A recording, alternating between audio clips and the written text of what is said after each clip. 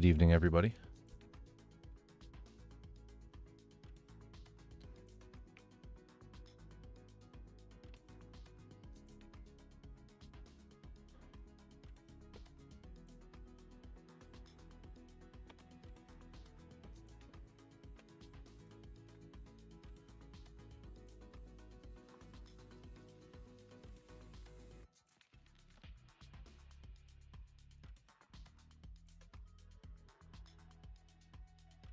How is everybody doing tonight? I am Corvus Oculum, and we are going to be continuing working on the Gundam Ver.Ka Double Zeta Fortune Meow Studios resin conversion kit.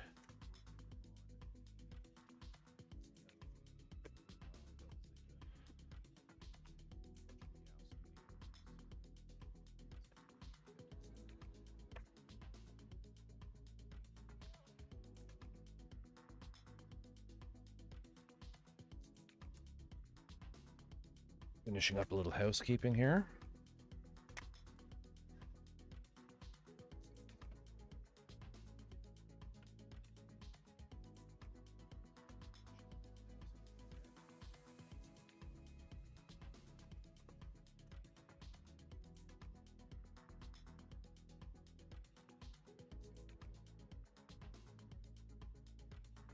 Bear with me.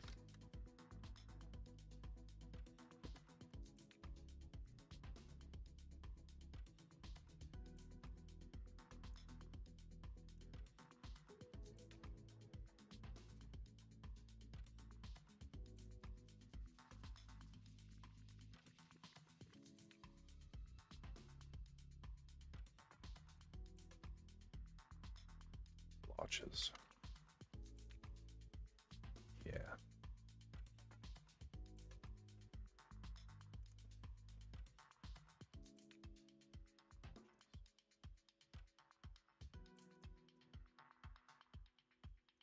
Just banning the bots.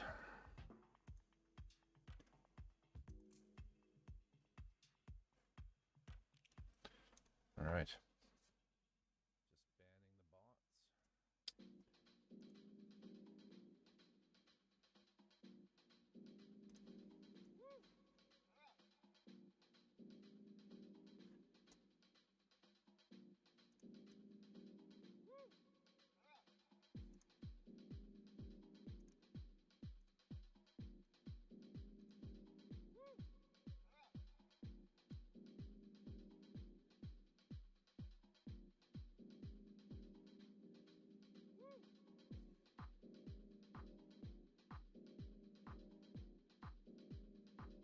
Okay.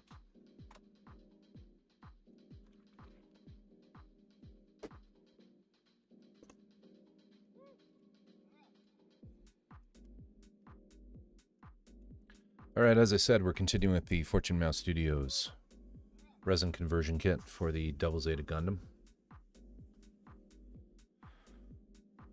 On the screen is some reference art for the kit. So it uses a base, the base model of the Double Zeta Ver.Ka, and adds a bunch of lovely resin parts to give it all that extra splendid detail.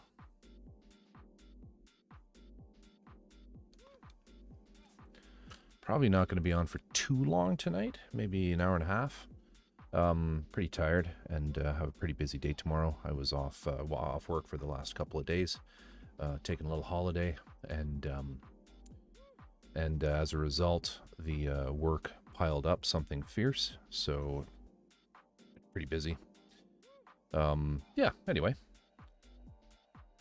so without further ado, let's see what we got here. So I think what I'm going to do is I have going to just do some miscellaneous painting here and there, just because I have some sort of rudimentary colors picked out for the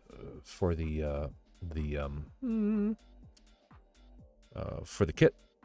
I'm not using the colors that they used in the reference because they're unavailable to me. I believe they're Gaia notes, and I don't have any Gaia notes, and Gaia notes are difficult to get in Canada, and I don't feel like importing them. So I'm kind of doing the next best thing with Mr. Color, and hopefully I can stick with just the Mr. Color lacquers for the whole thing, because it'll just make panel lining easier than having to deal with Tamiya and doing top coats. Because I'm using the rapid thinner, the Mr. Color rapid thinner,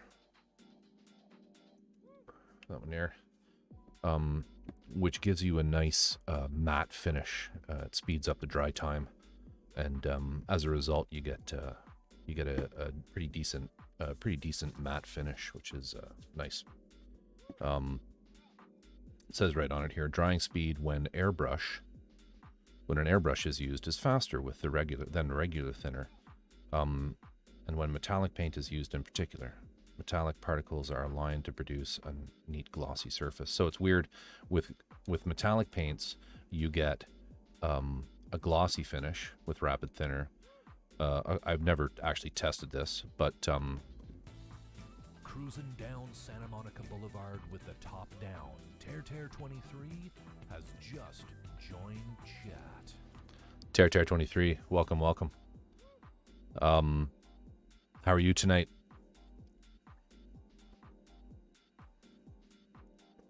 Hey.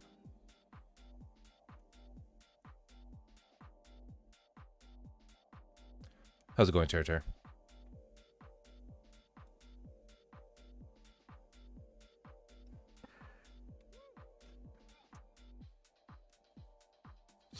Hope you're well.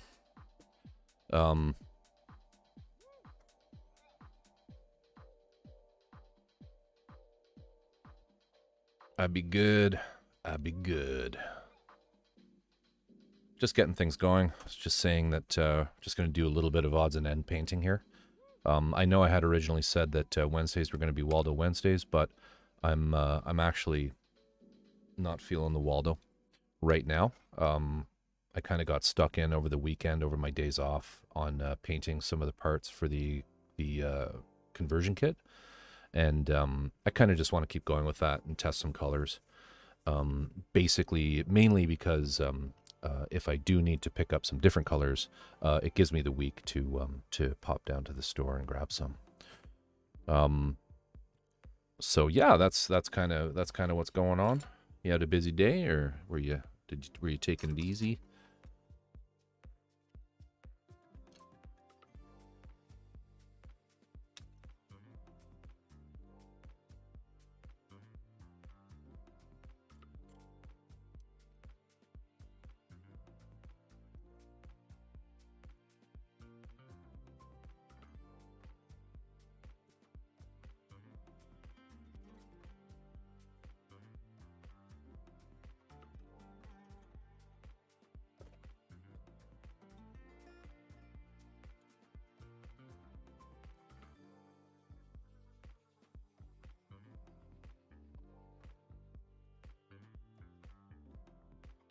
Busy day, yeah. Same here.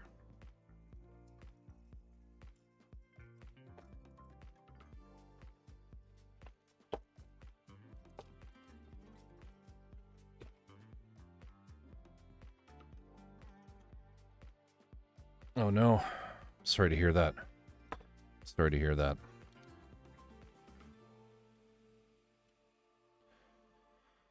So here's kind of my palette so far for this one. There's a very light gray that's missing. I haven't done a spoon for it, but yeah. So these colors are basically going to be the ones used for, and we have the red. We have 2 shades of gray. Now the reference only has a single. It has the light sort of off-white. It has a light gray and a dark gray. I believe that's all they've used. I've sort of got 4 shades of gray because I can see adding maybe a little more to the gray. I'm not totally sure though. I might not do it. So those are the colors on the model. These are the colors I have here. The only one I'm not 100% sure about is this guy. I don't know. This is like a yellow orange, whereas on the kit it's just orange. And my hobby shop didn't have orange. So I don't know about that one. What I might try doing is mixing a bit of red into it, make a little custom color, which is what I had to do for this one. Let me get back here. I might mix a little red into this, see if I can make it a bit more orange, because to my eye, that's yellow. I mean, you tell me, is that more of a yellow to you, or is that more of an orange? Or is it a yellowy orange?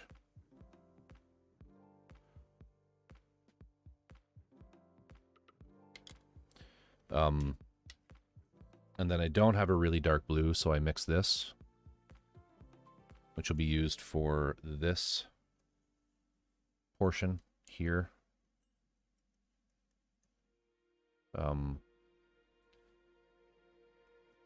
Yeah, so gold and yellow, yeah. You know, whereas the reference, it's just orange. It's just straight orange. I mean, it might look okay with the gold and yellow, but I don't know. I kind of want to keep this one at least a little bit on canon. But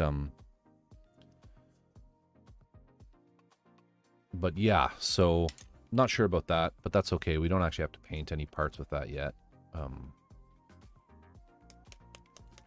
Yeah. So anyway, that's what I've got. I've got these shades of gray, also a light one, which I can show you with the actual part.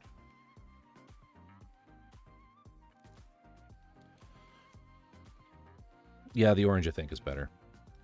And then I have this. That's painted as the base color.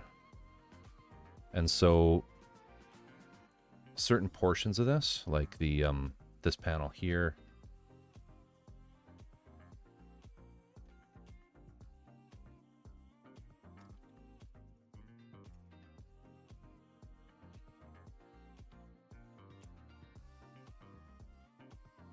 so this panel, right, and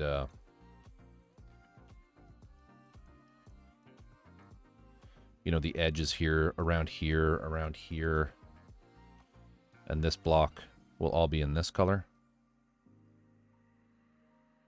I'm thinking. But you know, I'm even not 100% sure about that.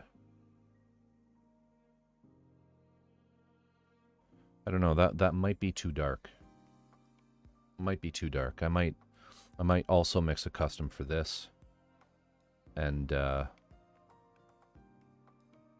a little lighter on that. And then I'll use the dark for certain sort of subtle details, like just these up here and here be in the dark. So yeah, that's kind of where I'm at. So what I might do is mix up a custom. I've sort of kind of decided that maybe is a little too dark for what I want to do here.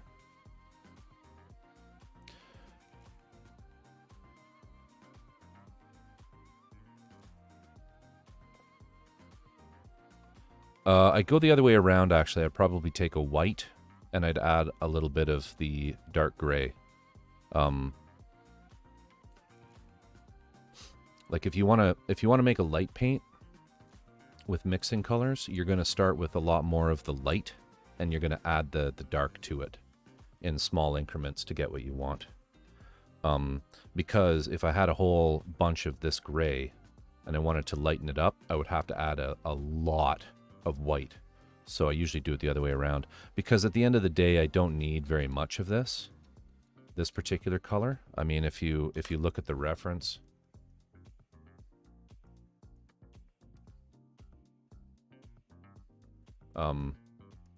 you know, it's like this color here, and it's used here. I think this entire thigh piece is done in it. It's used here. That's the light. It's just in shadow. Again here, and then down here on these pieces, like this is the light gray.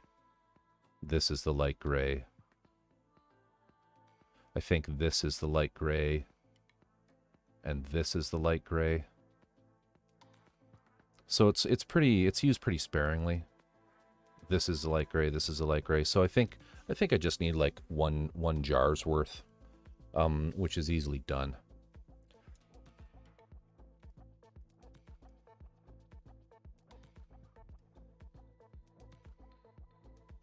Because then this is, you know, the gun here is using a darker gray.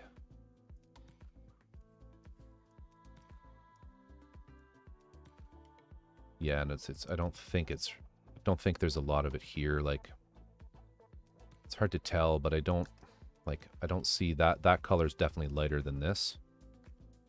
So yeah. Yeah.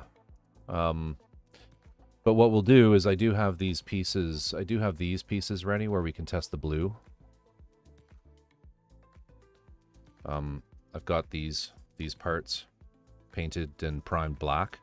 So what I'll do is this inner part I'm going to do in the dark gray, this one.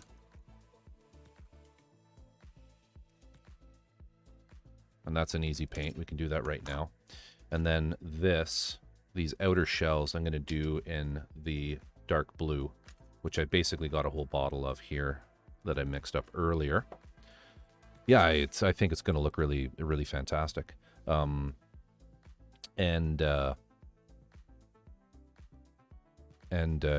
so let's get started with the dark gray and the blue over at the spray booth. Yeah, so let me just get set up over there. I'll be right back.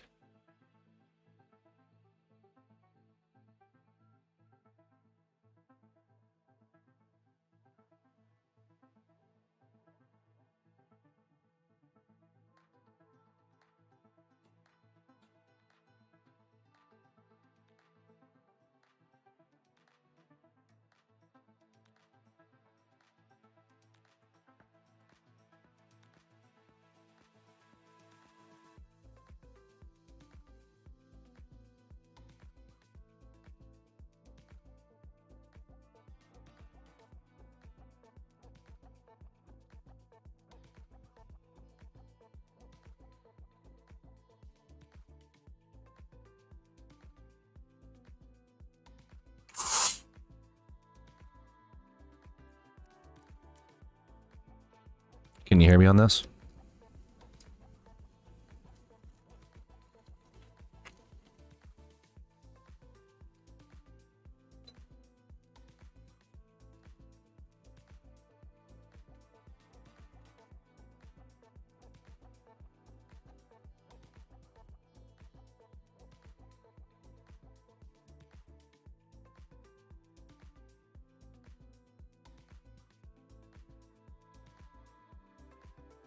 Nice, okay.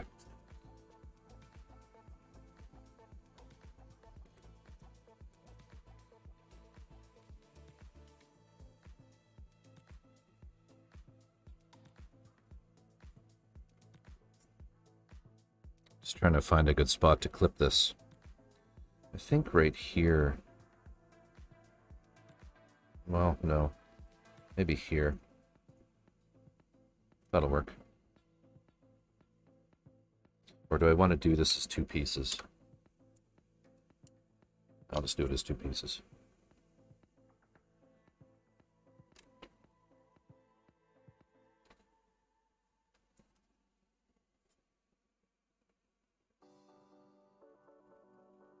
All right.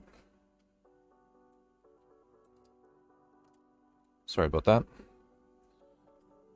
Got some crud in here we'll deal with.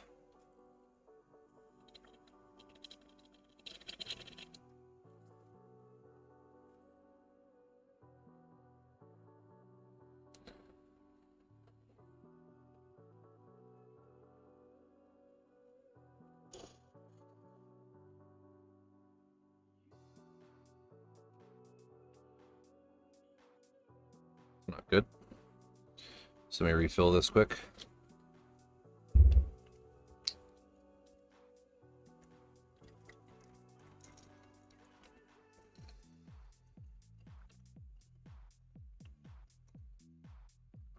This is just my hardware store lacquer thinner that I use to clean the brush with.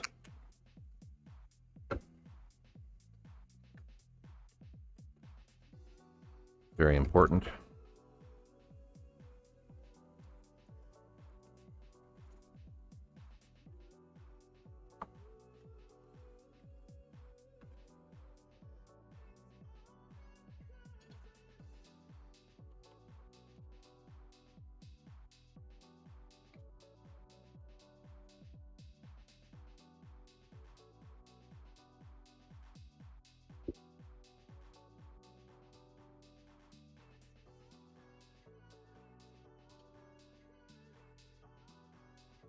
Okay.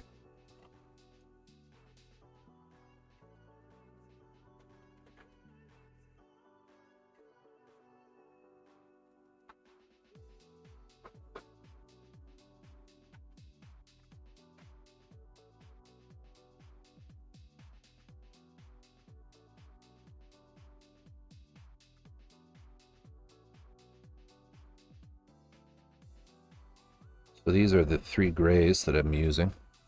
Which is Mr. Color Dark Gray 1, Dark Gray 2, and oh, this is just gray.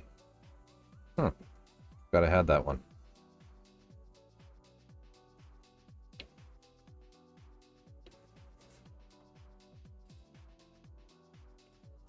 That's interesting. I forgot I bought that.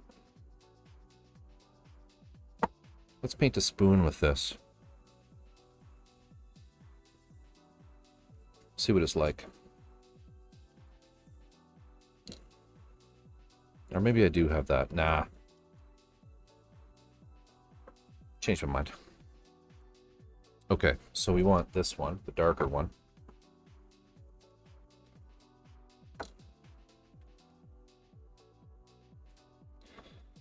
And as I mentioned, we're going to use the Tamiya Rapid. Sorry, Mr. Color Rapid Thinner.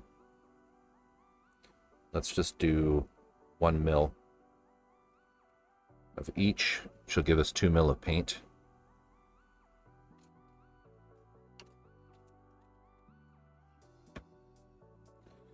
Thinner in first.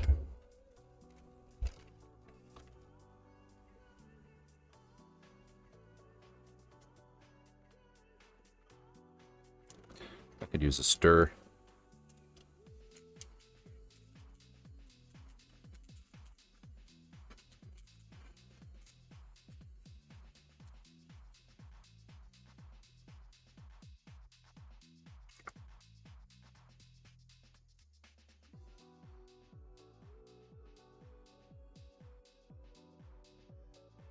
1 mil of paint.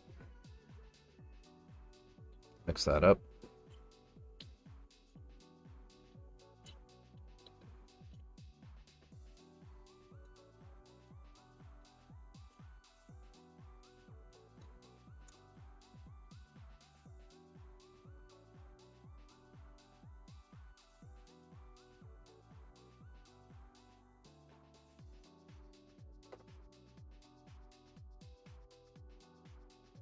Okay.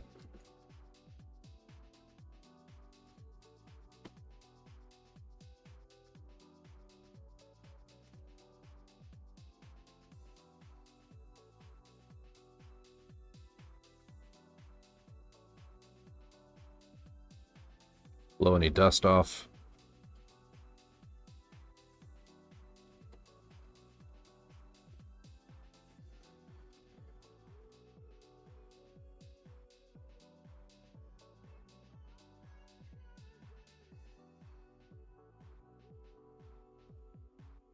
With this piece, it's more or less hidden, so we don't need to paint it too much except for the edges and these inside parts here, which are visible.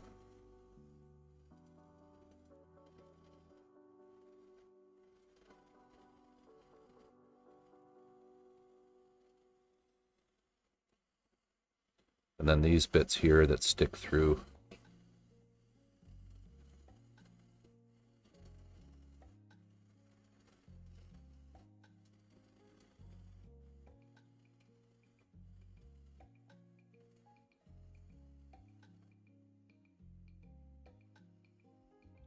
And that little nub in there, that sticks through too.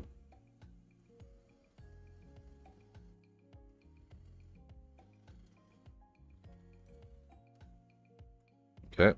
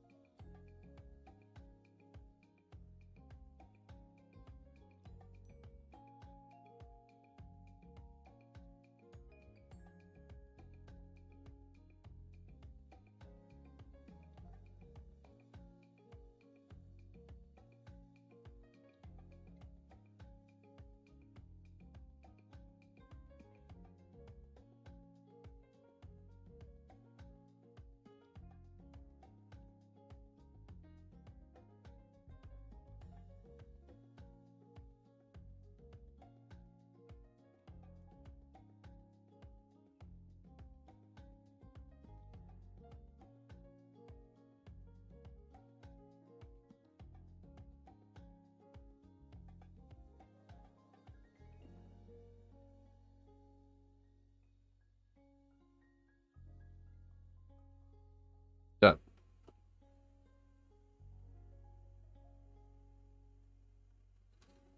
Okay, now let's clean this out.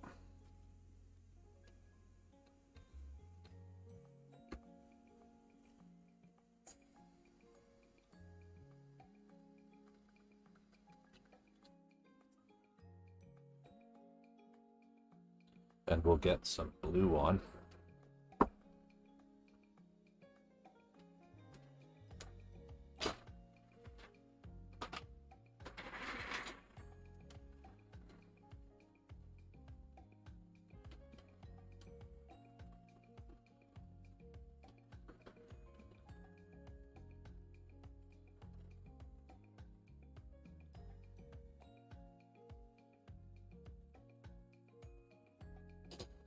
Go.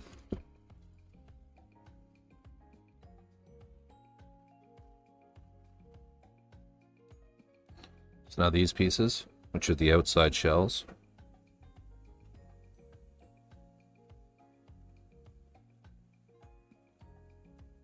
Yeah, me too.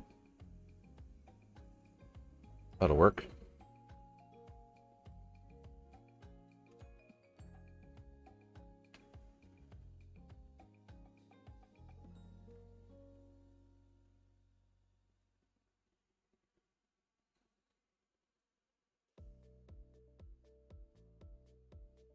Okay.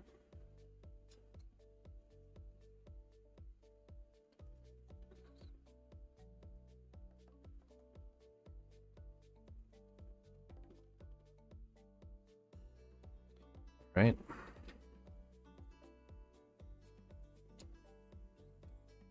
Your favorite color, nice.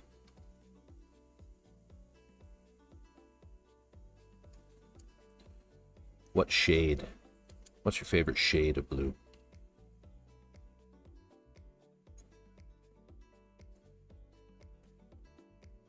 We'll just do the same. We'll do 2 mil of paint.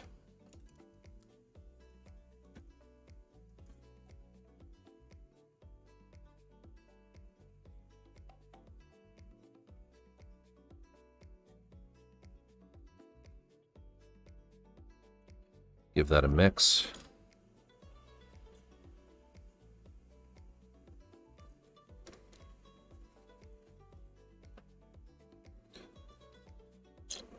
Also, is the music okay? Volume-wise?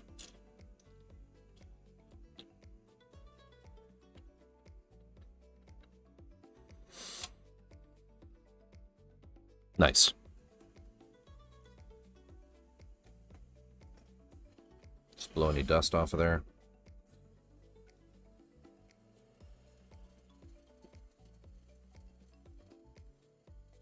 Good.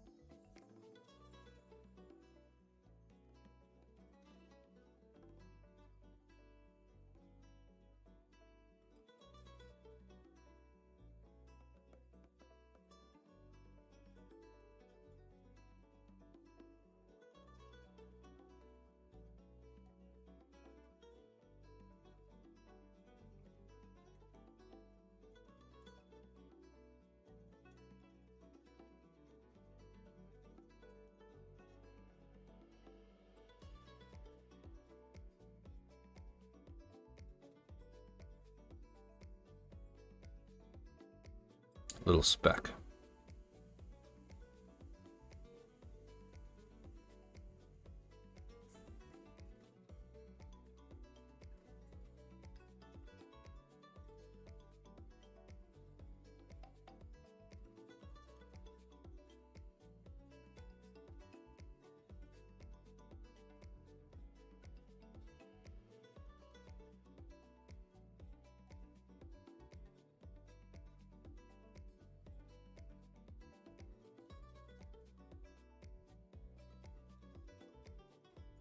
Okay.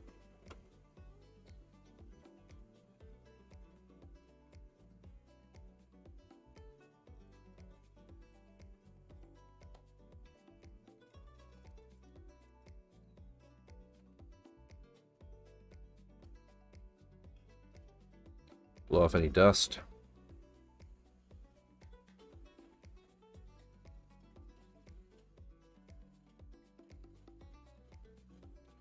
Usually I'd like to put a light coat down first.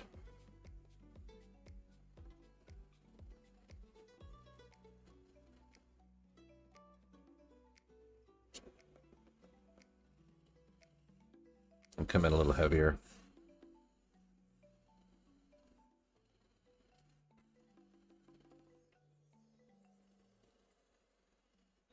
You know, just give it a little tickle to start.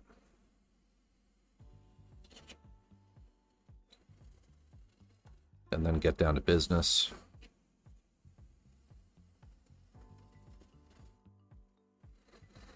Hope I have enough paint here. Might need to put a little more in.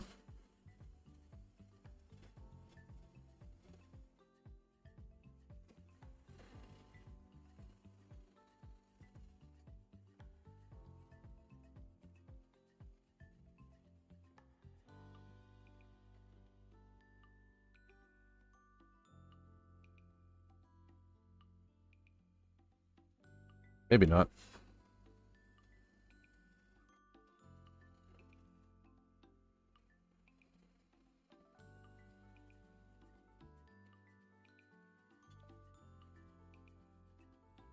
Done.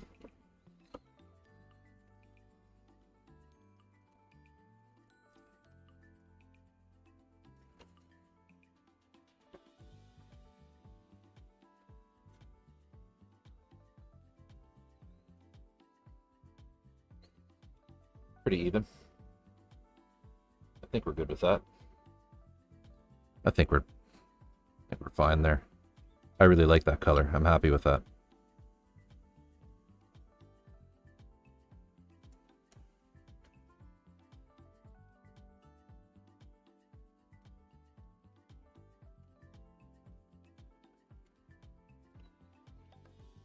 Now, I'm a little perplexed as to why I only have 2.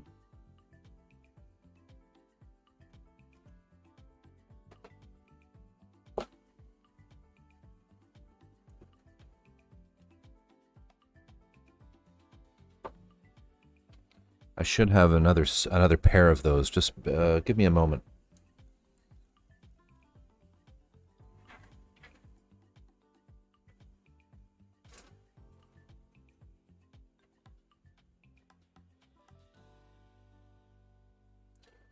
I found them.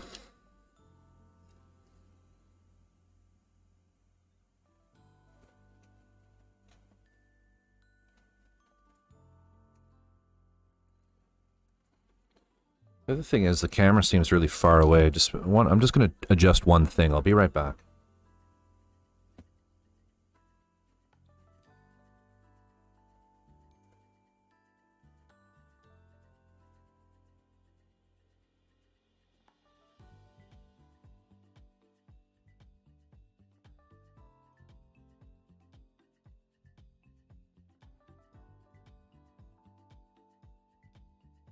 Just fixing something here.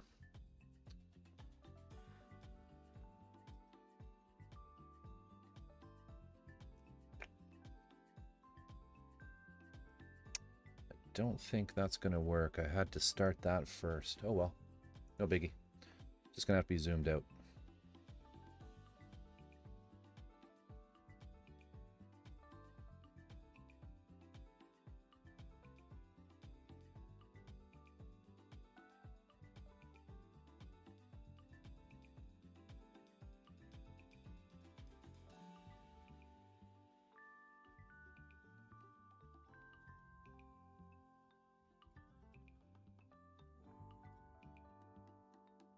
That's better.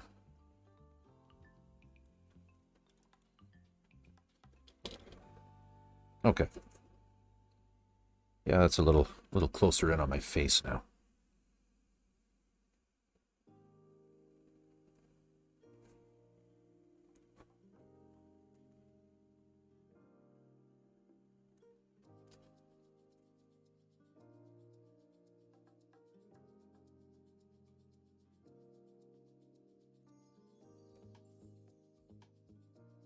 What? The picture of my face looks good?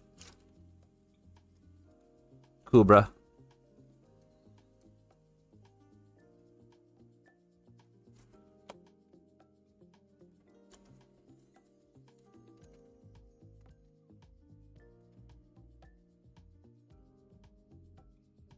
Okay, same as before, we're going to do 1 mil of the Mr. Color Rapid Thinner.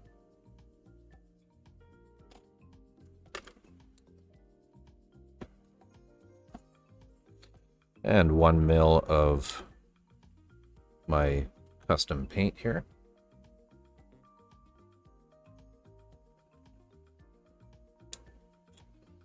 Give that a mix.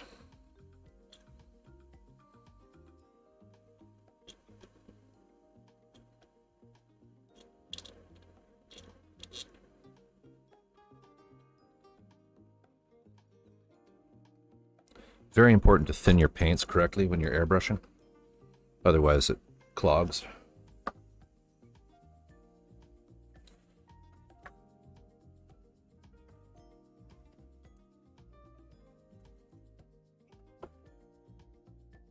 Okay.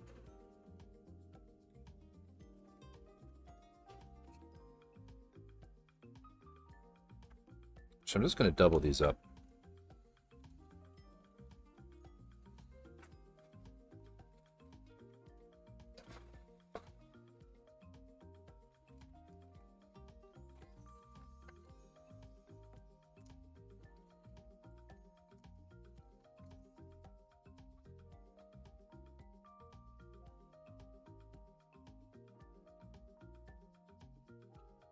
Makes it just a little easier without having the great big stick. Okay. Just give it some air, blow off any dust.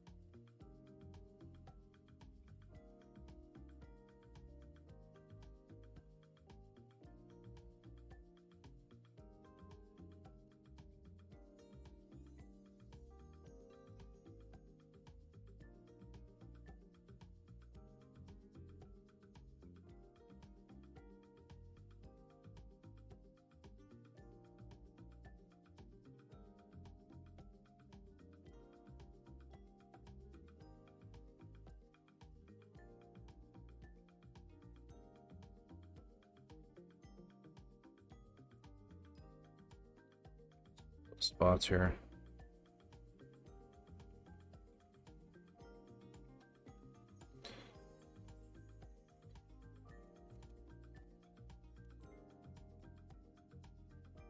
Getting the occasional little fleck of extra liquid, which might mean my brush is a bit dirty.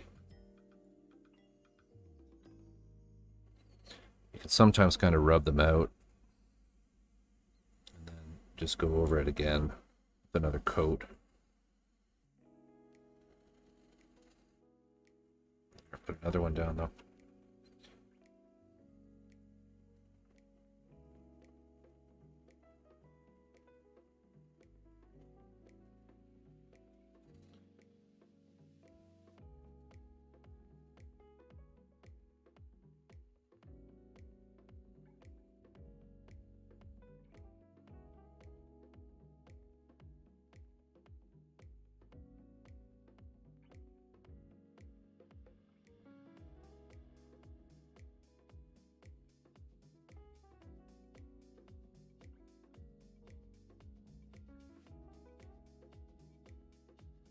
Okay.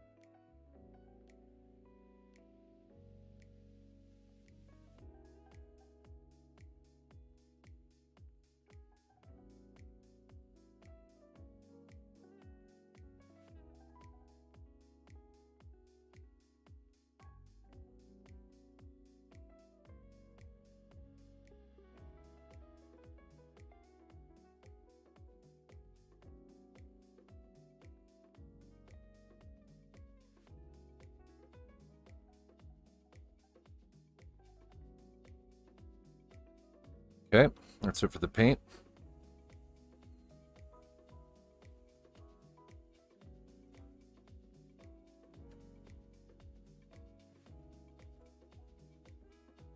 Not bad. I'm not happy about this one, though. I might redo this one. I got too much paint on there.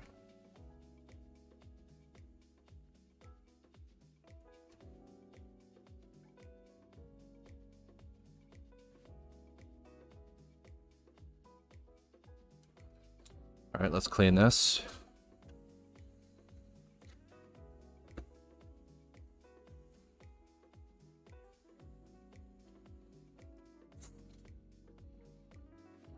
Maybe what we'll do is we'll just give the airbrush a little bit of a breakdown, clean it out. I have put a lot through it.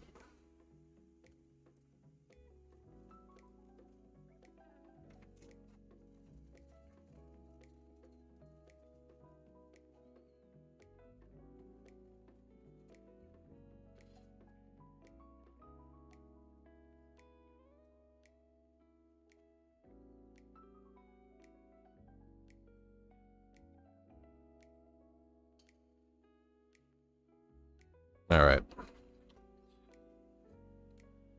Let's clean it.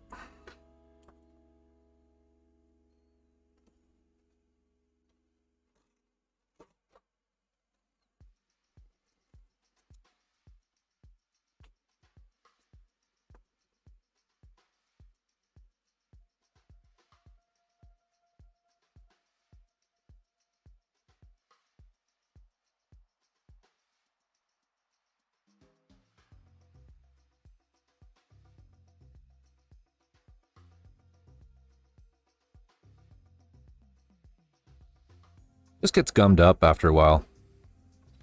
And you get little weird things happening like what you saw there.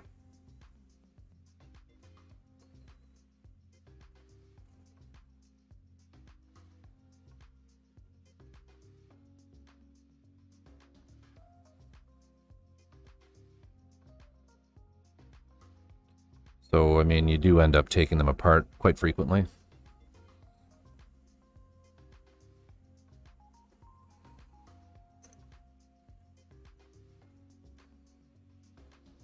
Time. All right, and let's...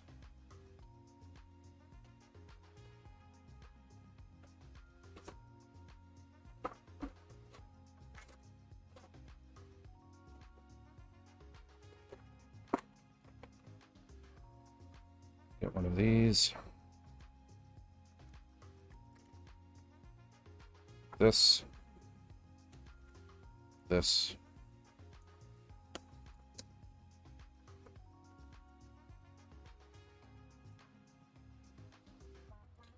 I just use lacquer thinner. So like a little bit of lacquer thinner on there. And then I'll pull the needle through it while I'm twirling it with my fingers. See, the dirt comes off.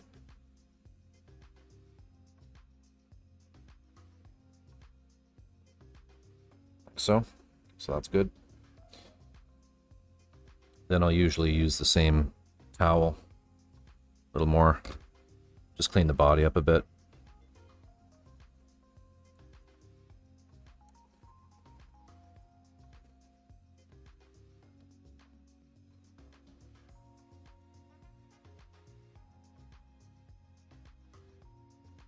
Harder and Steenbecks have really deep chrome plating, so lacquer thinner just takes everything off of them. That.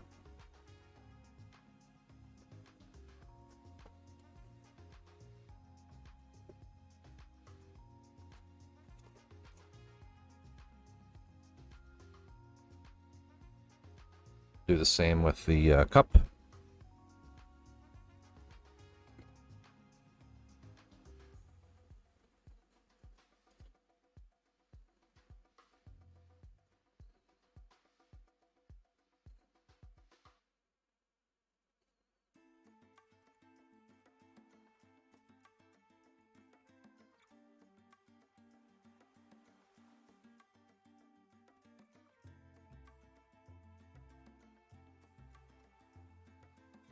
Inside of the cup.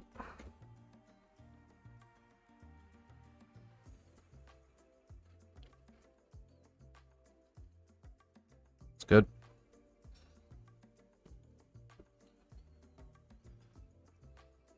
And then the important parts are these. So this is the nozzle.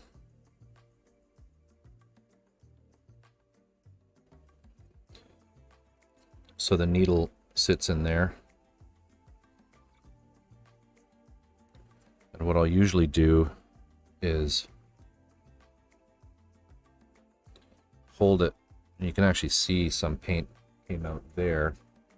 If I just touch it down, it'll wicks into the paper towel. But what I'll typically do is with, see that? Not really, but with the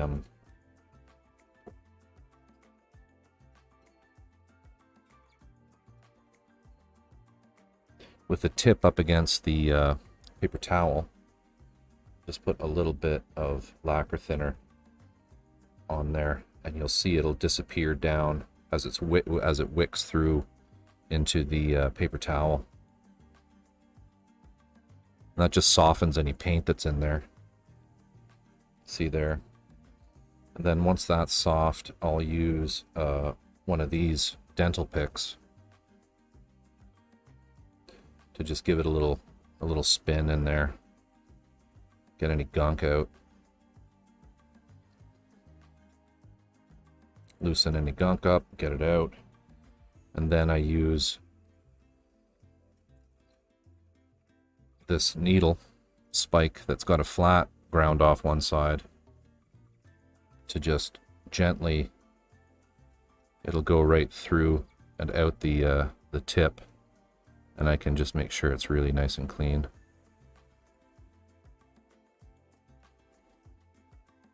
That doesn't look too dirty, so I'm not really sure why I was getting the splatters there. It could be a pressure issue. Put a little more in there, a little more lacquer thinner. Just make sure it goes through. It does. Okay, then we'll clean this piece up.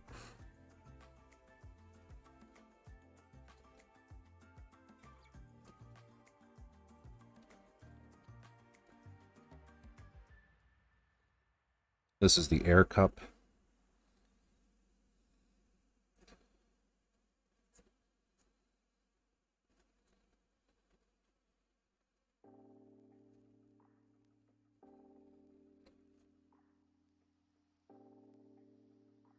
So the nozzle sits in here.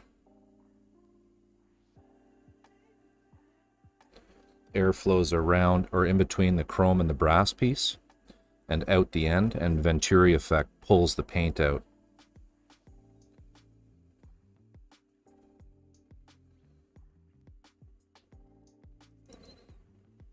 Let's thread that back on.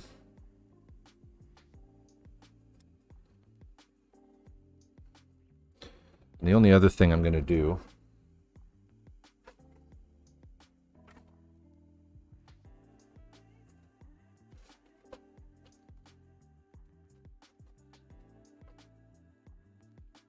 is just have a quick look at the actual airbrush tip.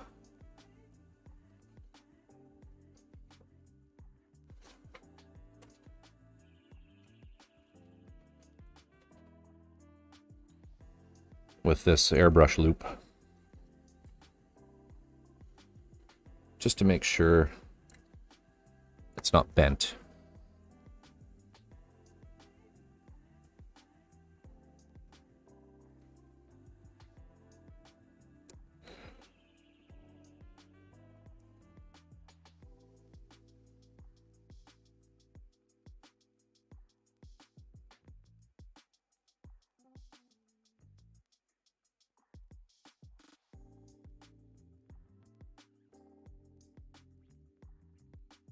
So it looks like there is a tiny little bend in the end of it, which could be accounting for our splatter. I should be able to fix that.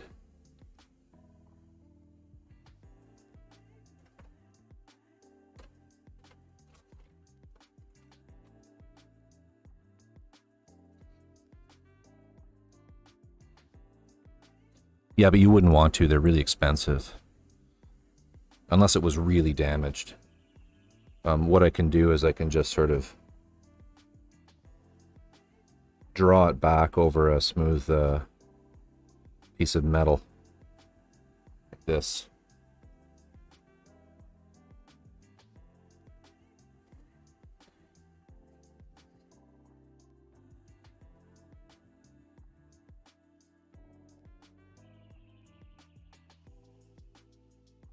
It's better. A little more.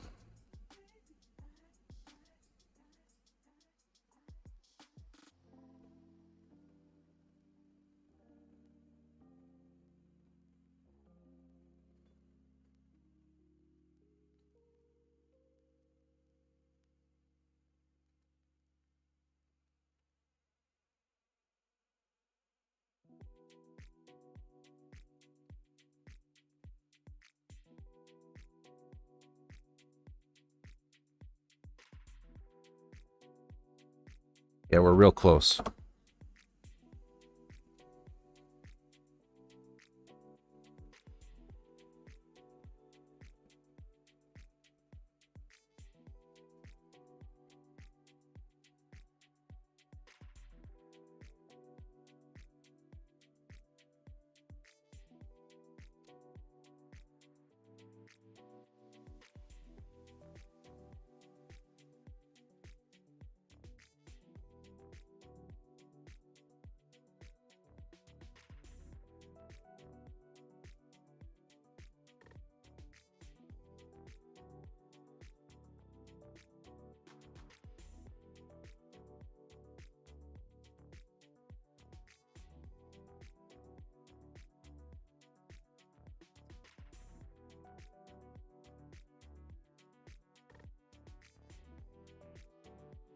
Really close.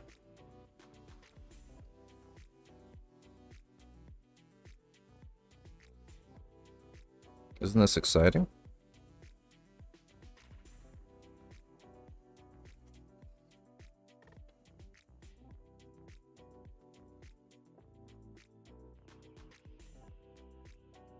I think I got it.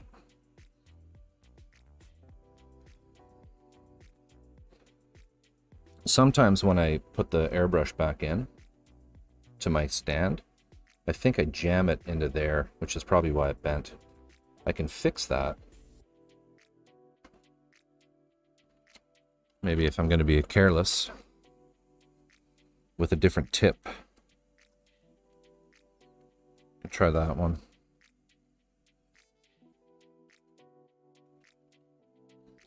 Because I get excited.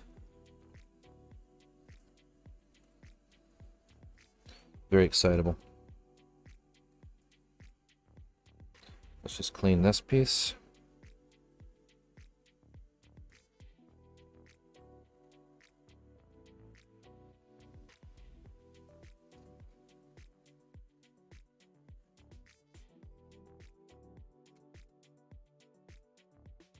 I don't really need to clean anything else.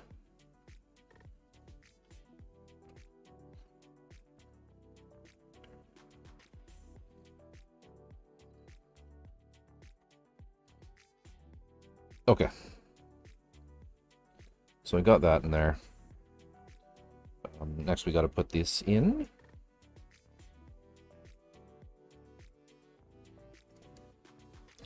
Presses down on the air valve.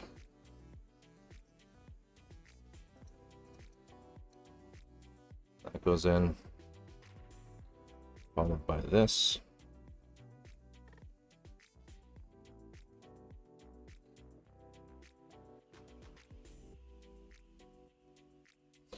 And the needle chuck. And the needle.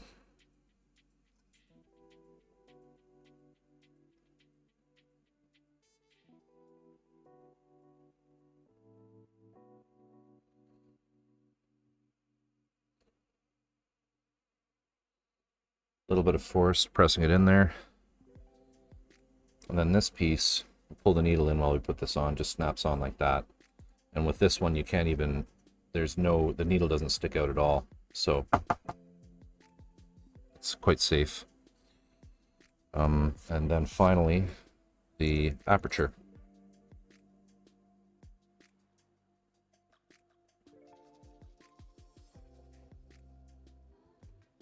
Okay, so that's good. Put some stuff away. Paint cup back on.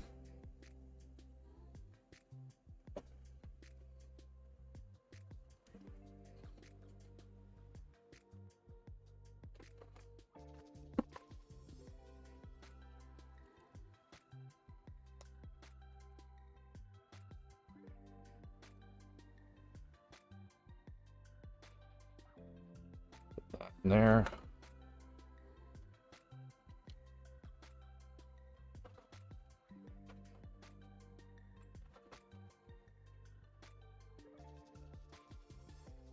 Okay, apologies for that diversion.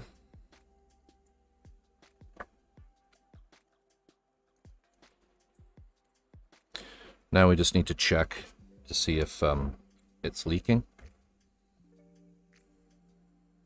And if it was, there would be bubbles coming back up in there, which there aren't.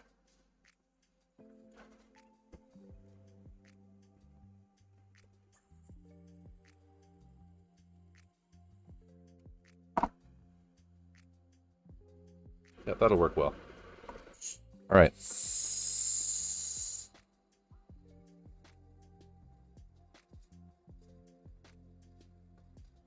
There we go. Okay, let's go look at our paint.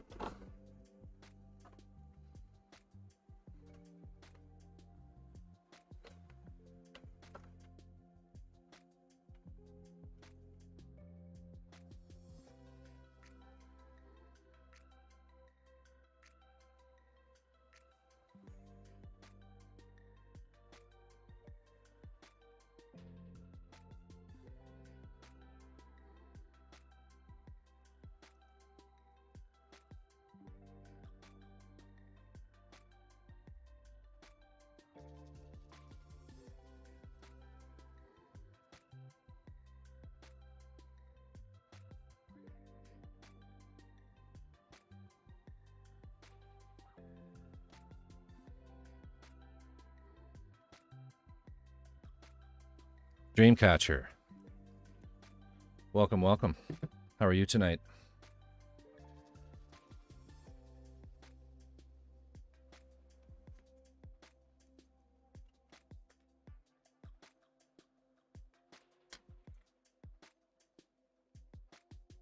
Just had a impromptu airbrush cleaning session.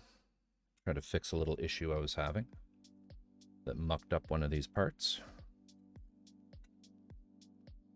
Potentially an issue. It might have just been bad luck.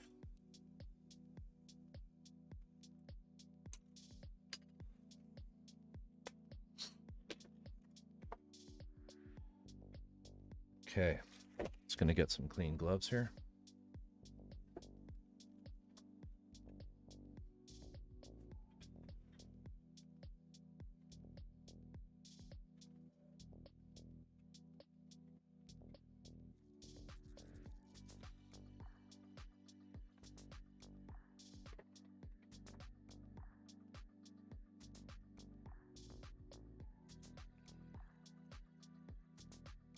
I'm antsy as hell. I'm expecting a couple of anime manga packages over the next week or so. One is supposed to arrive tomorrow. Hey, congrats. What did you pick up?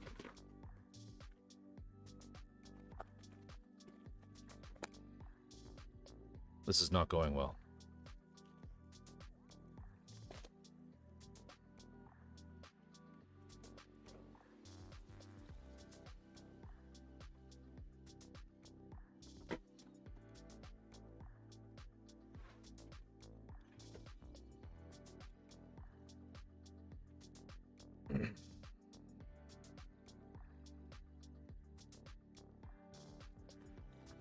There we go.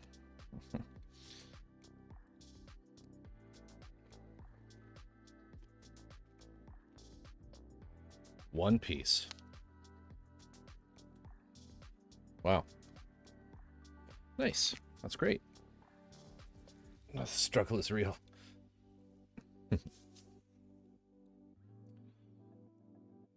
So we're currently, Dreamcatcher, we are currently working on the parts of the backpack.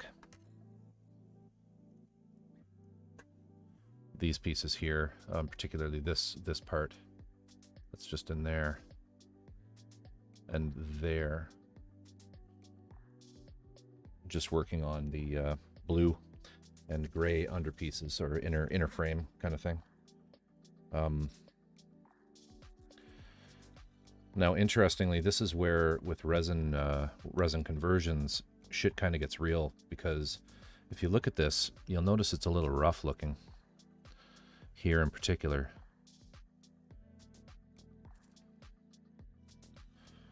And that's because you physically have to cut a bunch of parts off. So sometimes this is just how it works with these resin conversions, is you do have to do some destructive edits in order to get pieces to fit, which is exactly what I had to do here, because there's a piece. In fact, I can see it here. I'll see if I can get it out.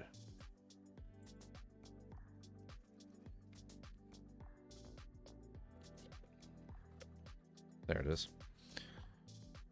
This is all resin that's been cleaned. It's gone through the purple power bath, which is a automotive degreaser that works well for taking the mold release off of resin. And this kit was covered in the stuff. You could see stains from the mold release.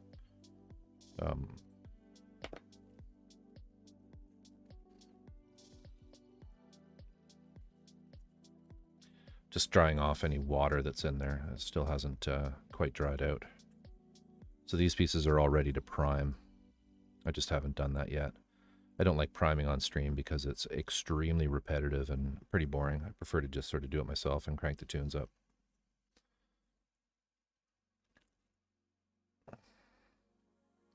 Yeah, so the way that this is set up, just want to make sure my fingers are dry here, is this piece sits right here.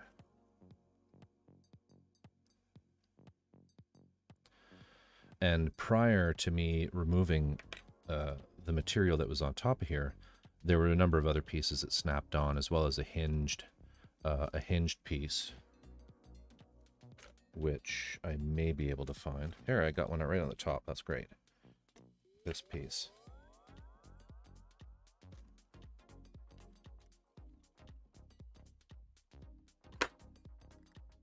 Yeah, so that piece fits in here like that.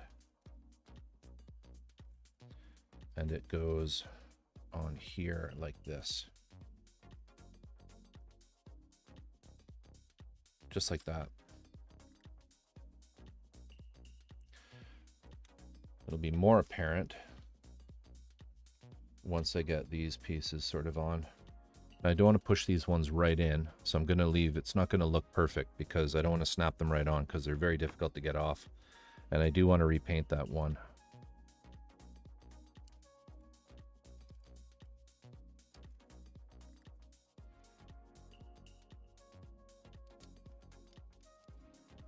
Just a little bit.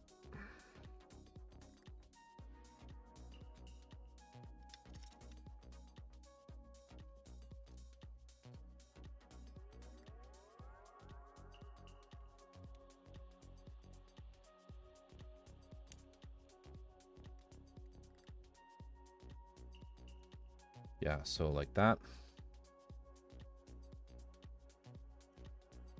And then over here, see this piece will sit in like this.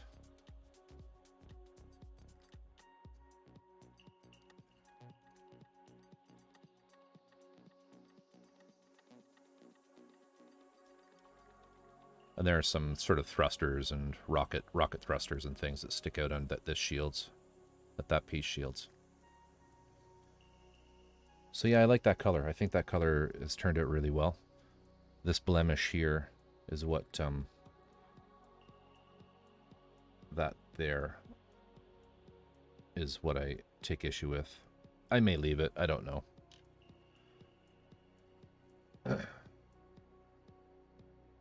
So yeah, I'm happy with those. Tonight's just going to be a short stream where we test some of these paint colors. battle damage. This one's not battle damage though. That's the thing, right? If you're gonna do battle damage, you're gonna do battle damage, you know. But this one's more, you know, Ferrari dealership. So now I think what we'll do is we'll try some of the gray on here. So we'll mask some stuff. Which shouldn't be too difficult to do.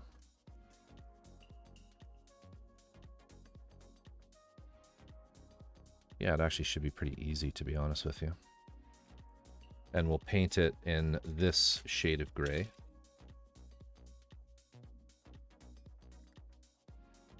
Yeah, I'm happy with that, because this is the dark blue. And then I'm going to be using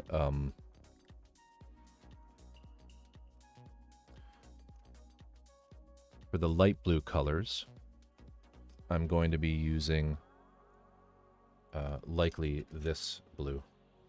So that's the contrast between the two of them.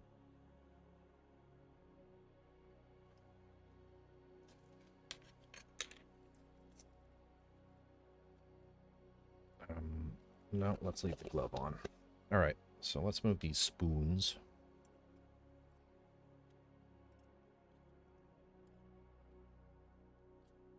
I noticed somebody who doesn't do this, the spoons are weird, but it's really common. It's really common to use spoons to test colors on. Because you can't really go by what they look like in the bottle or the caps, right? Well, this isn't the right cap for this color anyway. This is a custom color, but like the grays, for example. Now this will probably completely prove me wrong, but dark gray too. Yeah, of course, it's really close. Let's try this one. Yeah, you see that one is lighter. Well, good. Then I'm not completely crazy. I won't be known as that spoon guy on Twitter. Okay.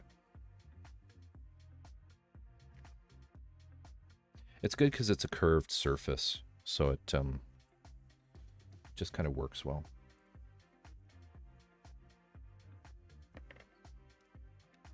So what we're going to do is we're going to mask... Where am I here?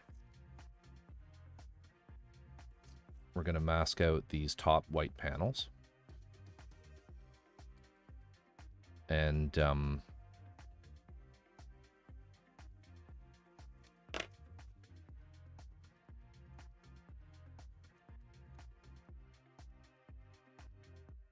yeah, the top white panels. And just trying to think what we do with these. These are darker.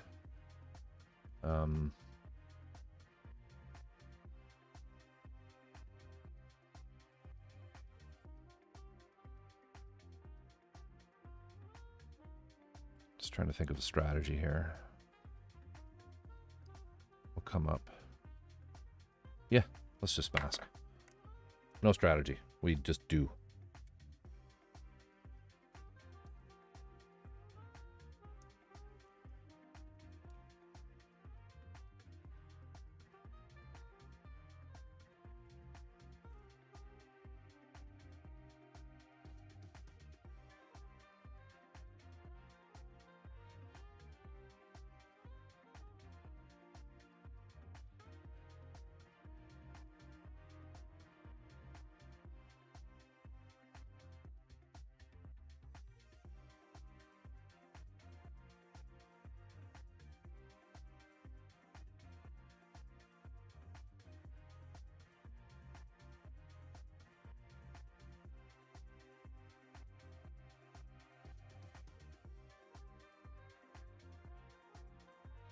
These parts are probably going to be the most tedious to mask because there's several different color applications on them.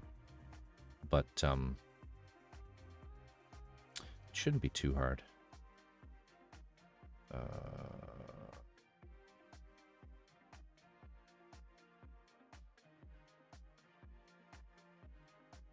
I mean, you guys sat through me masking the Machine Messiah, so it's kind of par for the course.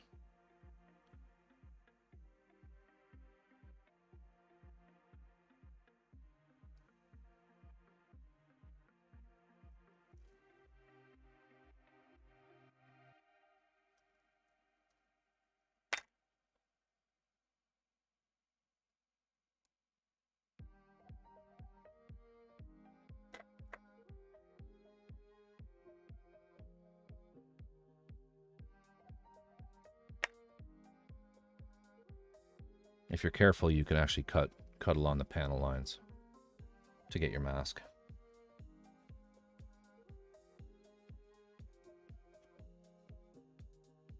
No nippers tonight. Sorry, Ter. I know you like your nippers.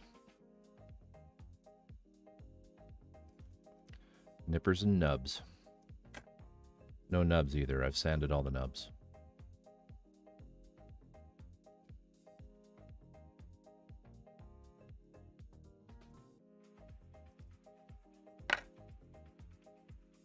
I do have my spudger handy, though. Don't go anywhere without it.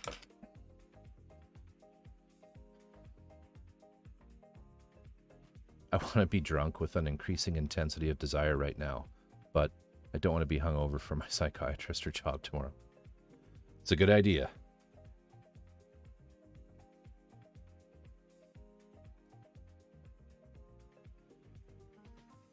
But I'll be really honest with you, Dreamcatcher. I think both Ter and I feel the same way.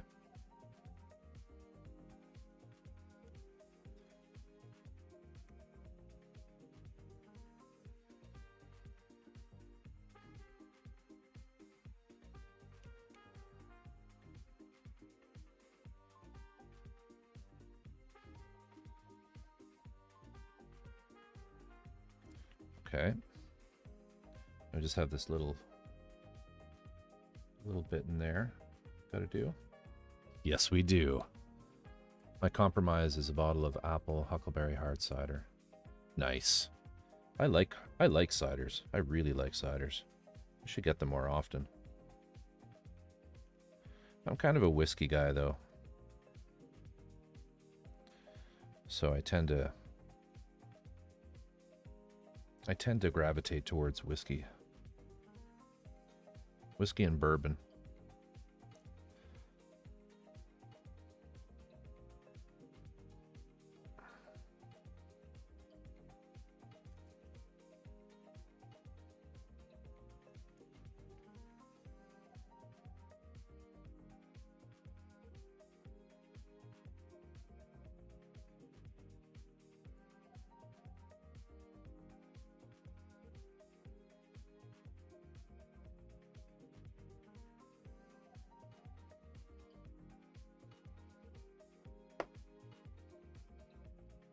Specific rum, yeah.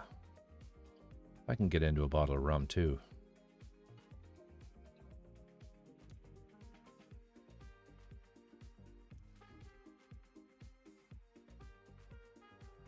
It's got to be dark rum though. I don't really understand that clear stuff.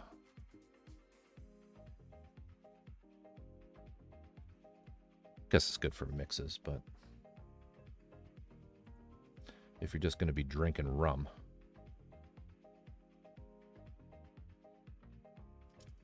Did I get that? Not quite. Yeah, spiced dark rum is pretty nice.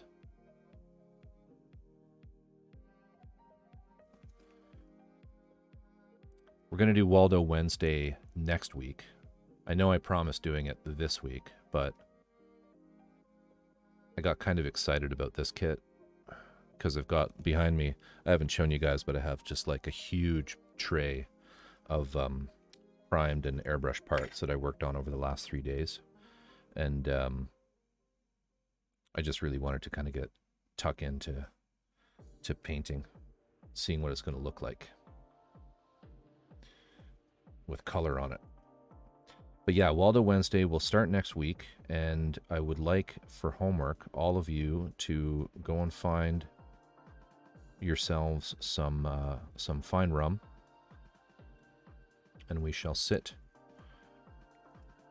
and paint a little tugboat, a little sci-fi floating tugboat from the mind of Ian McHugh, and we will drink rum together.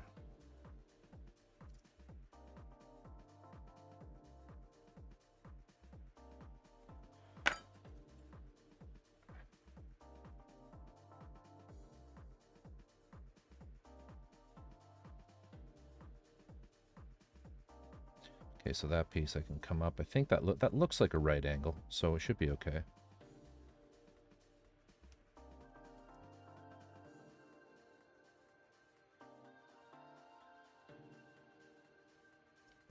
Might not be.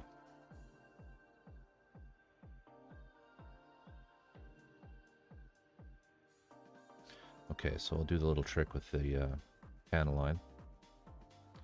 And I'll just use the panel line as a guide with the scalpel.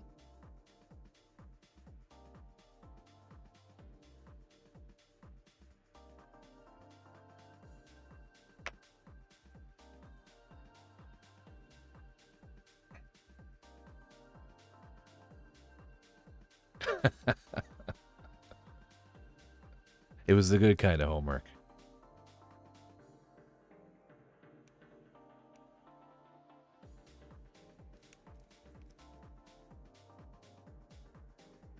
I would never give you real work. That just wouldn't be right.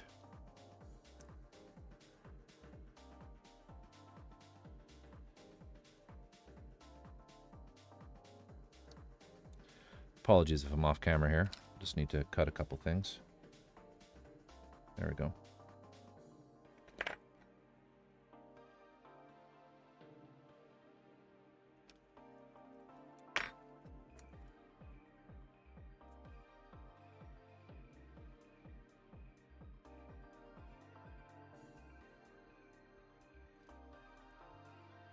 I'll just put a piece down there. Oh, no, I need to cut this off.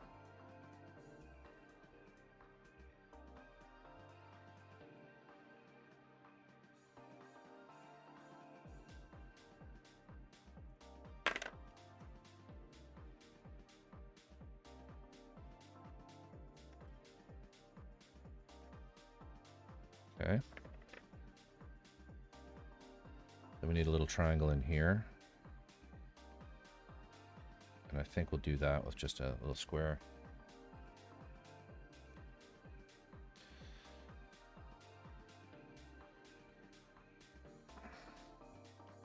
Hey, I've said it before. If you're going to do resin kits, you better like masking.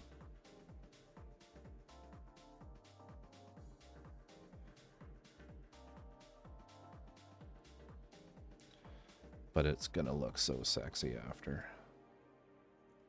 Okay.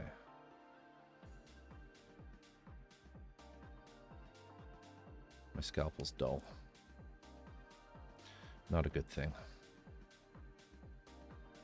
Apologies for the off camera.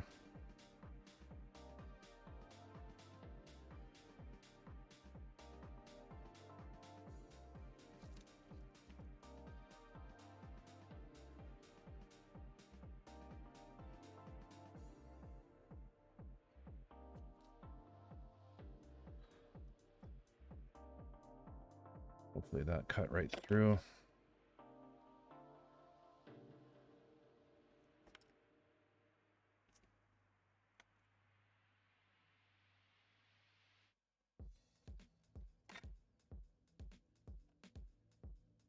Not quite.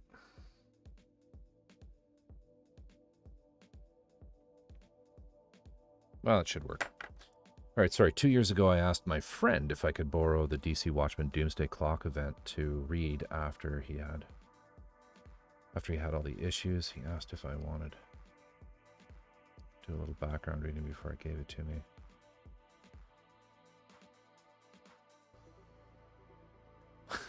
Yeah. That's how it is with comics, especially when you get into like the, DC and well, DC in particular. You get into those huge sweeping arcs, right? And it's just like, it just keeps going. Just keeps going and going and going.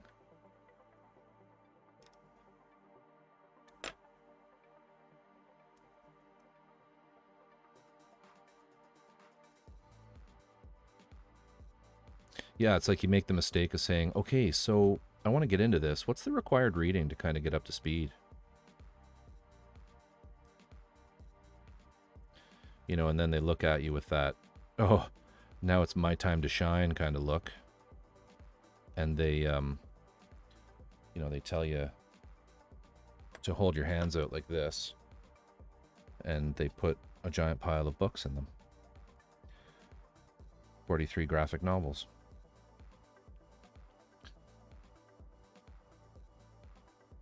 Were they comics, like just singles, or were they actually like 43 graphic novels?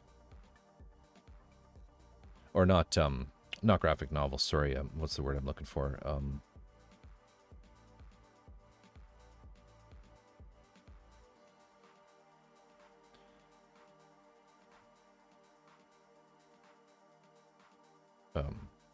Sorry, this music is dulling my ability to think. Oh, they were singles. Okay, so they weren't. What's the word? Trade paperbacks. 43 trade paperbacks later. Let's find something different here to listen to.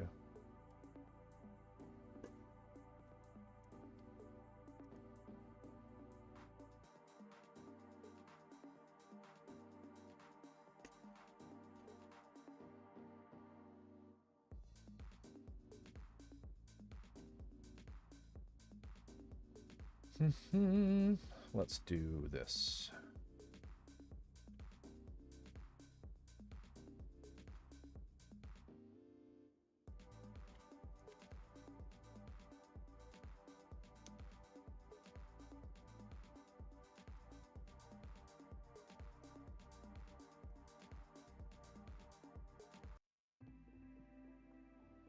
There we go. Something a little more chill.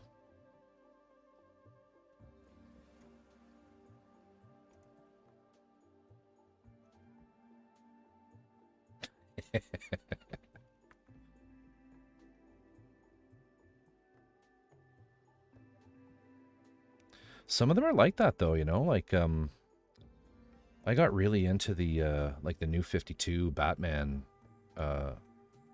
whole Batman thing there a couple of years ago. And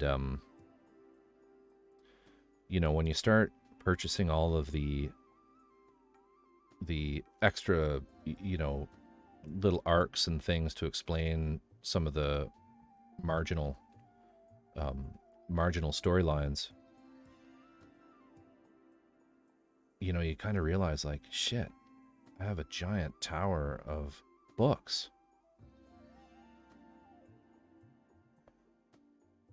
The one that I really want to get back into, that I stopped reading after they took a hiatus, was Saga. There, I got one side done.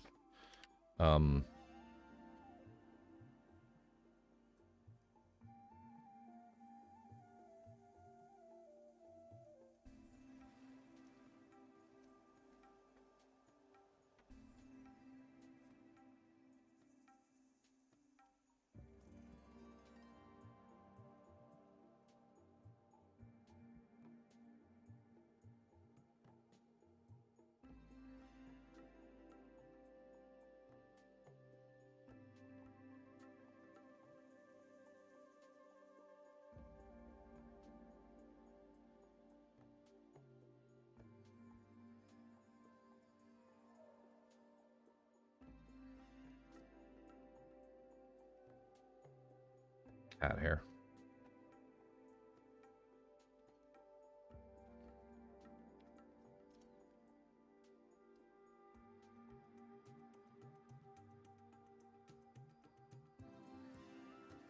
Apologies for the off camera.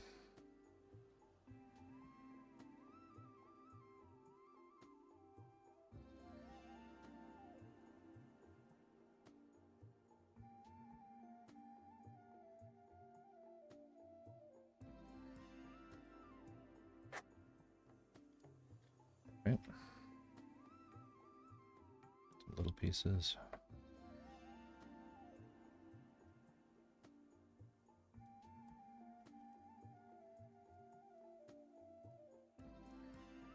Don't know if there's any Ollie's chain stores in Canada, but here in Ohio,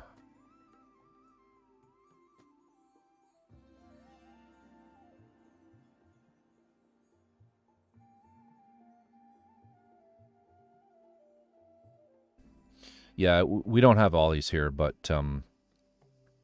here in Victoria, there are a lot of bookstores and many used bookstores, or bookstores that also cater to used as well. And there are quite a few. Trade paperbacks in them. I don't. The thing is, you won't find new ones. Typically, you won't find any of the current sort of the current stuff. People tend to hang on to it for a few years, and then you'll see them appear. But a lot of the when I was doing the New 52 thing, I was definitely looking for used ones before I would order anything off of off from the local comic book store or Amazon.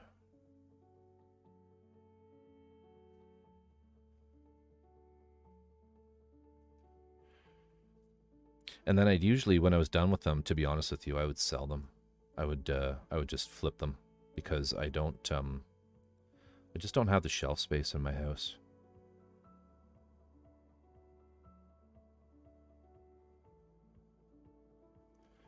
I barely have the room for the mecha that I paint, let alone, just, well, you know how it is with manga and comics and trade paperbacks, as they quickly consume enormous linear feet of shelving.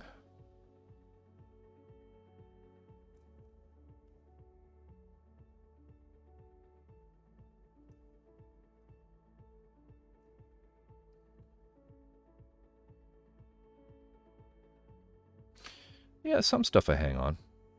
Some stuff is special to me. But usually I keep I usually only keep things that, to me, have a lot of sort of sentimental, or just not even sentimental, but stories that I really enjoyed. Like, really enjoyed, that were sort of game changers for me. And those would be things like, well, the original Watchmen, right? And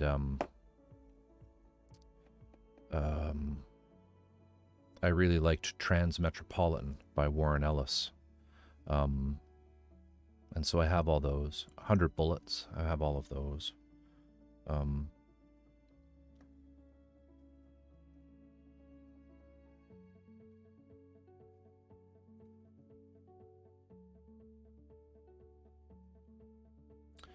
Just to name a few. But like the as I was kind of making my way through all of those Batman, the Batman content, I mean, I knew I would never reread any of it, so.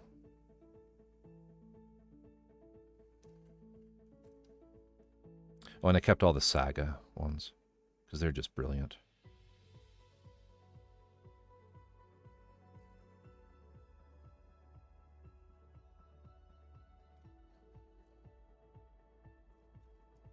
Oh, we're close. Well, no, we're not. We're about 3/4 of the way there.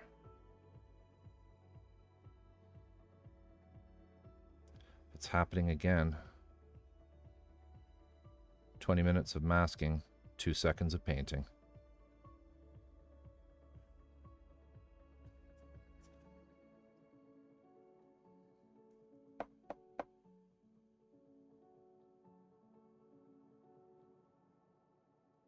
Yeah, I hear you.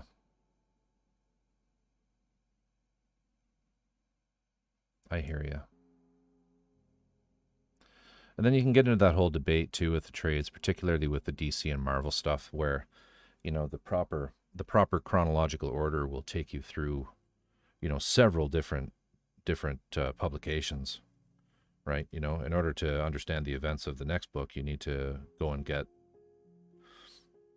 some completely different one, read that, then you'll know what's going on in the next one, in theory, if you wanted to keep things true to the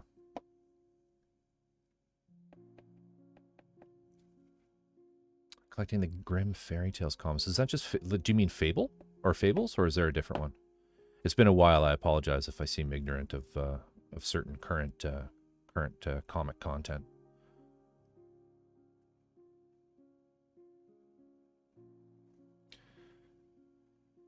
Because I did read Fables. I enjoyed Fables. And I think I even kept it. I think I kept that, yeah.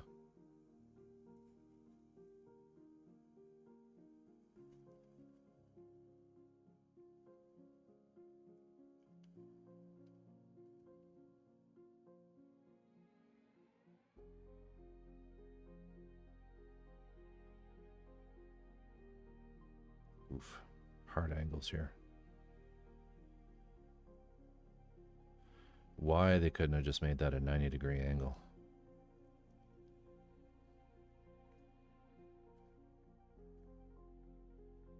You're making me open a Bing link?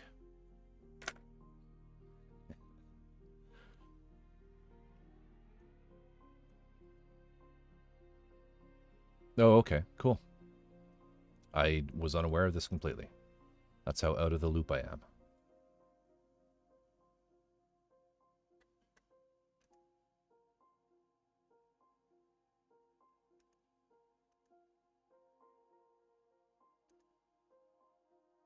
Some nice art.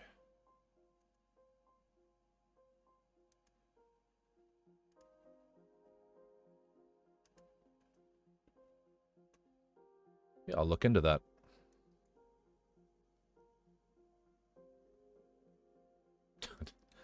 Don't judge me.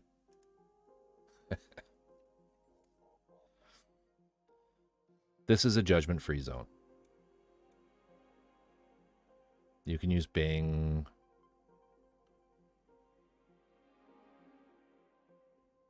DuckDuckGo, AltaVista, Yahoo, Ask Jeeves. They're all okay.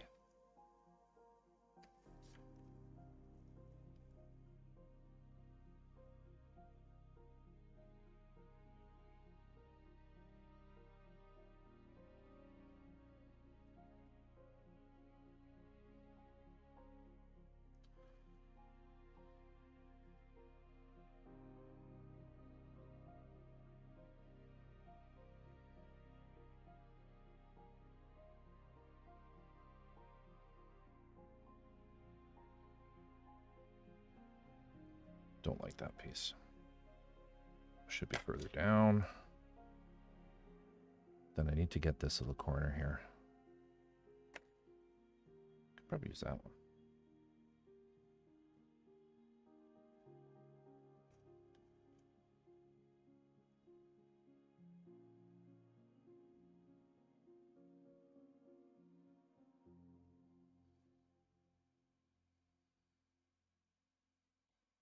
Kinda got it.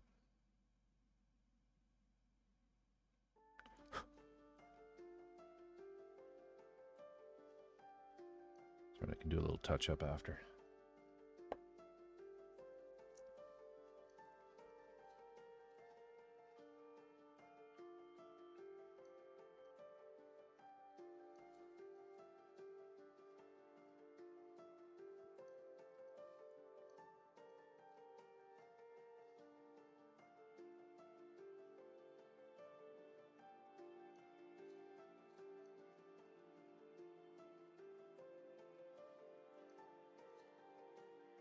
Yeah, you pay through the nose. You pay through the nose to have it at your door the next day.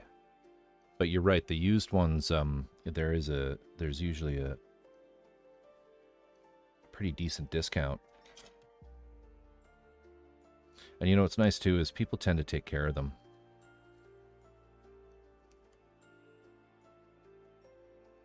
Because, you know, they're people like us.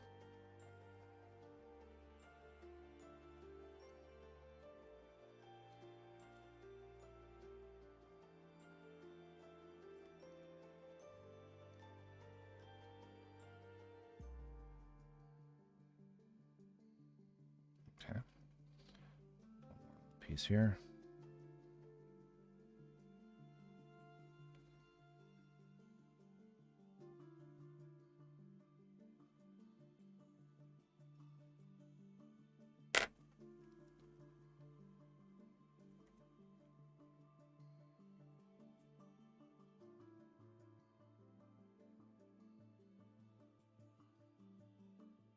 Shite.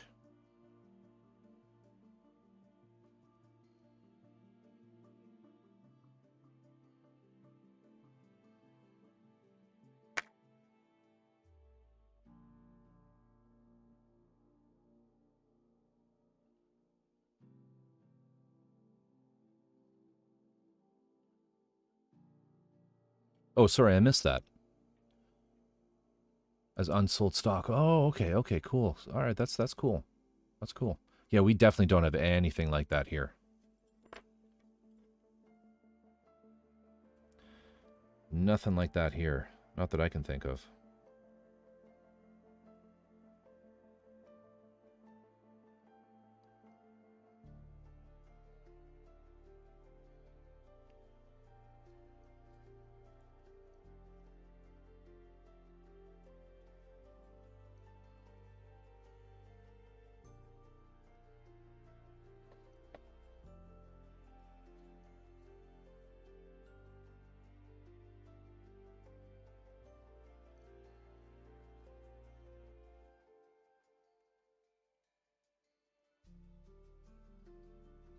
Capitalism is your friend when it's convenient.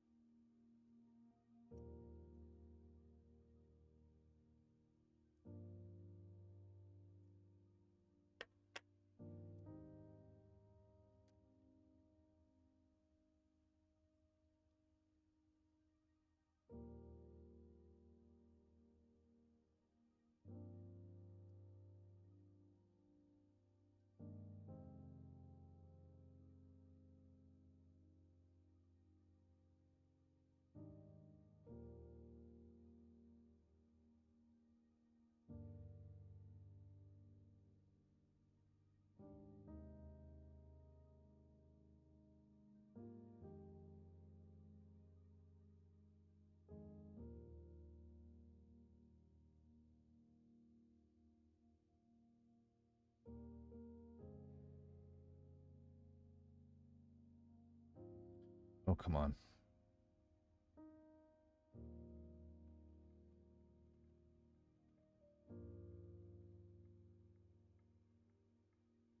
There. Did I get it? Yeah, I think I got it there.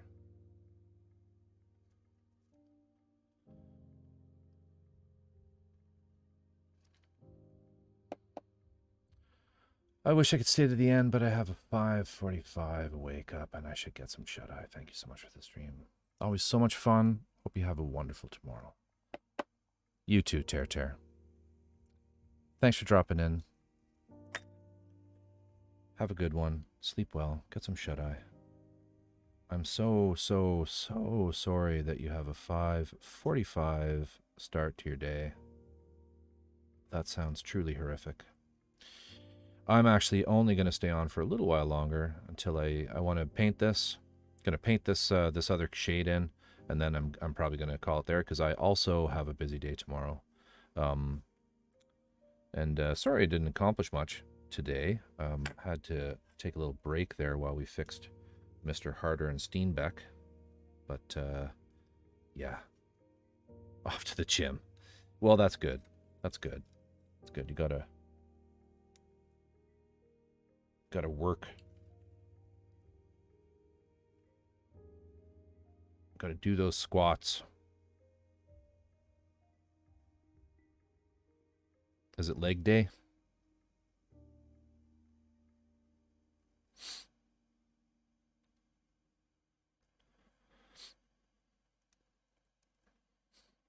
You don't have to answer that. Good night.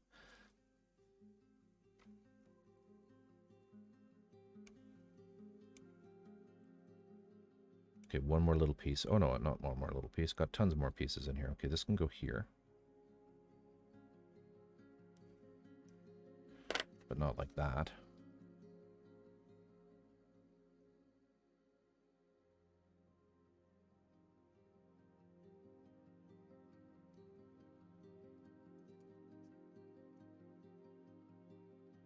Oh, leg day. Yeah. She means it's butt day. That's what she means there, Dreamcatcher.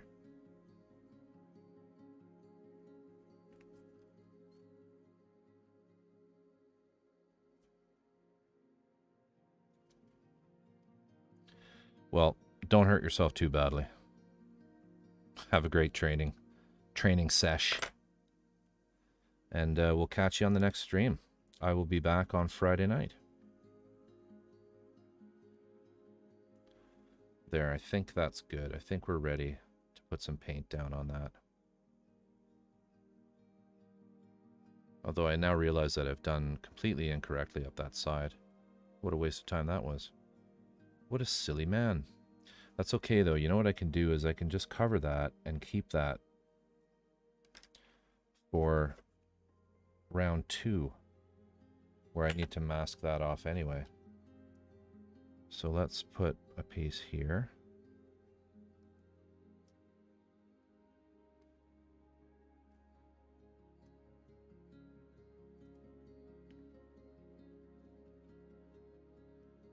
Butt day.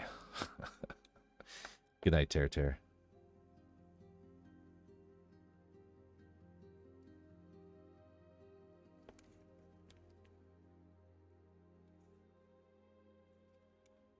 You too, Dreamcatcher. Good night.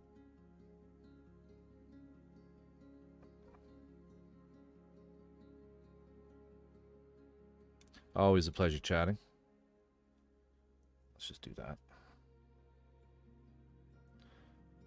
Oh, that's not good at all.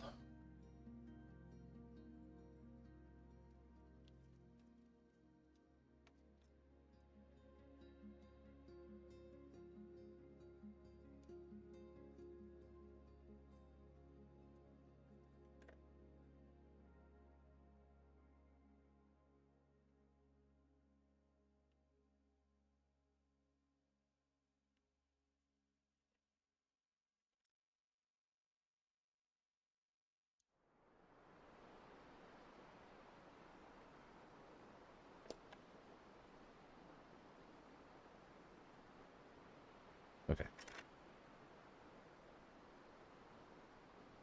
So we should be able to hit that all with a light gray. Let's get that prepped.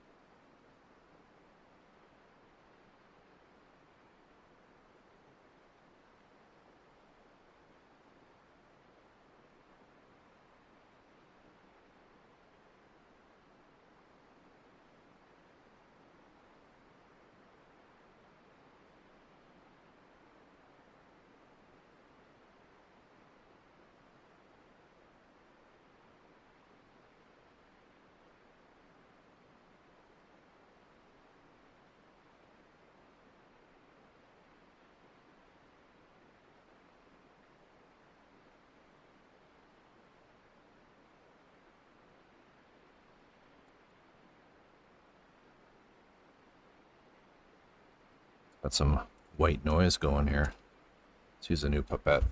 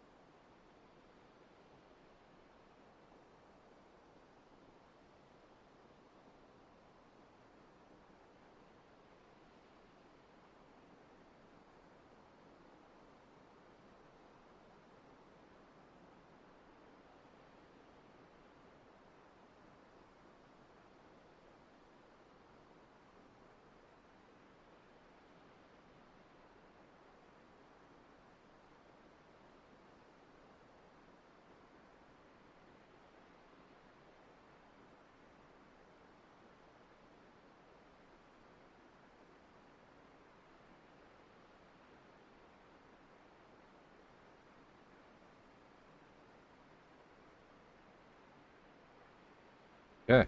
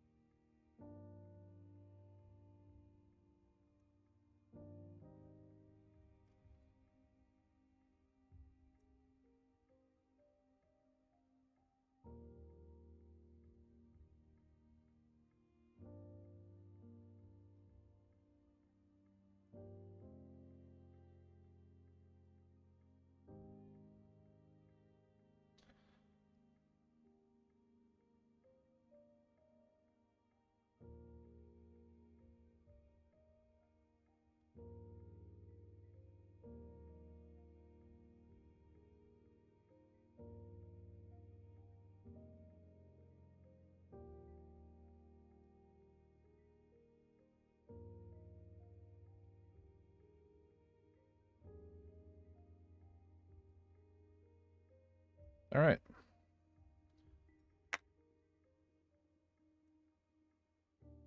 So my takeaway with this is that it's too dark. It needs to be a far more subtle shade than that. So I think I will probably strip this piece and start over, reprime it, repaint it in the white, and then redo the darker paint, because that's too much of a contrast between those two colors. So anyway, we're not doing that tonight. Thank you to everybody who dropped in, and we will see you on Friday. Good night.